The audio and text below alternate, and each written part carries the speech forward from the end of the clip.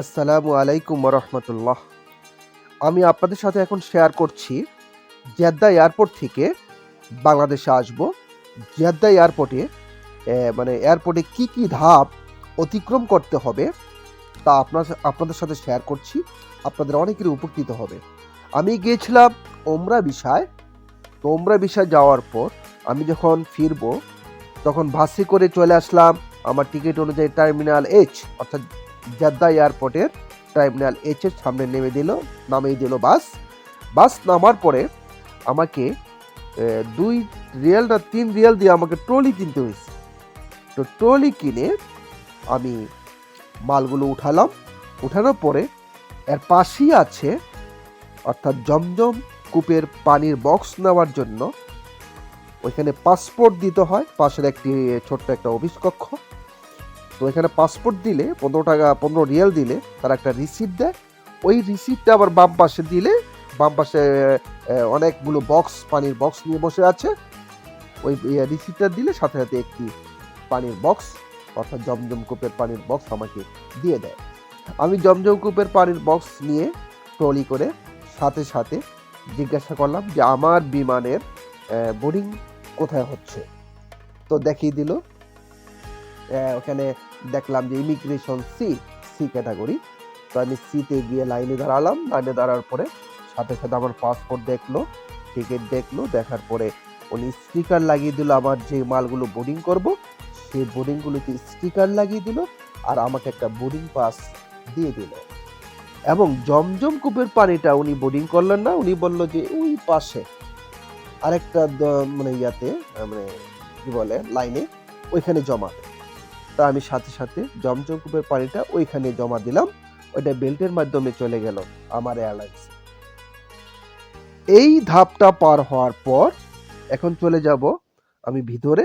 এটা হলো সেকেন্ড ধাপে যে সিকিউরিটি, সেটা দেখলাম যে প্রথমে আমার মালটা ওজন করলো, হ্যান্ডব্যাগের যে মালটা ওজন করার পরে যেটাতে কি আছে একটু জিজ্ঞাসাবাদ করার পরে এখান থেকে আমার সেকেন্ড ধাপ অতিক্রম করলাম।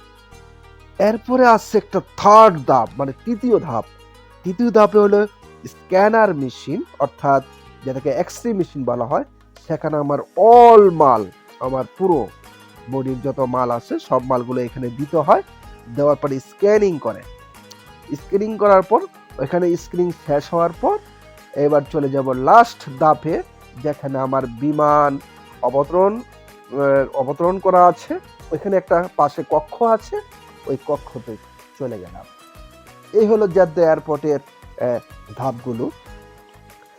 জেদ্দা এয়ারপোর্টের কাজ শেষ করার পর বিমানে অবতরণ করলাম এবং দীর্ঘ পথ পাড়ি দিয়ে অবশেষে বাংলাদেশের আন্তর্জাতিক বিমানবন্দরে পৌঁছা মাত্র আমার হ্যান্ডব্যাগ সাথে নিয়ে আমি ওইখানে সাথে সাথে ট্রলি পেলাম। ট্রলিতে আমার মালগুলো উঠালাম এবং মালগুলো উঠিয়ে সাথে সাথে অনেক ভিতরে প্রবেশ করলাম ইমিগ্রেশন করার জন্য। তো সেখানে ইমিগ্রেশনের ক্যাটাগরি আছে। ফরেন পাসপোর্টের জন্য এক ক্যাটাগরি, প্রবাসীদের জন্য এক ক্যাটাগরি, বাংলাদেশির জন্য এক ক্যাটাগরি। এরকম ক্যাটাগরি অনুযায়ী আমি লাইনে দাঁড়িয়ে আমার পাসপোর্ট দেখে ওইখানে একটা সিল মেরে দিল।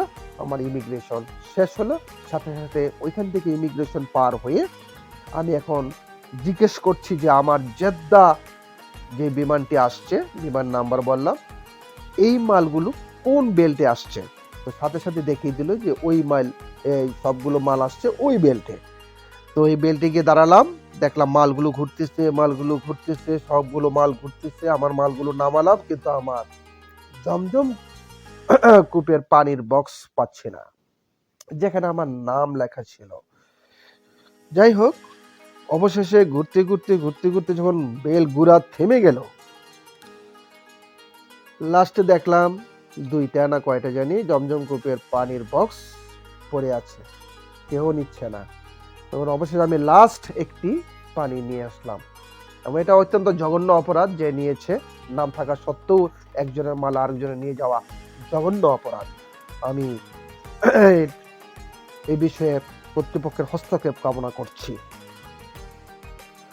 তারপর সব মালামাল নিয়ে এবার ভিতরে মানে বাইর হব এয়ারপোর্ট থেকে। তখন একটি চেক হয়, স্ক্যানিং চেক, যাকে বলে স্ক্যানার মেশিন।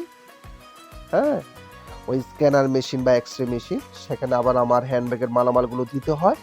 দেওয়ার পর এখানে স্ক্যানিং করার পর যদি ওকে, তারপর আমি এখান থেকে এয়ারপোর্ট থেকে বাইর হয়ে ট্যাক্সি যোগে চলে আসলাম।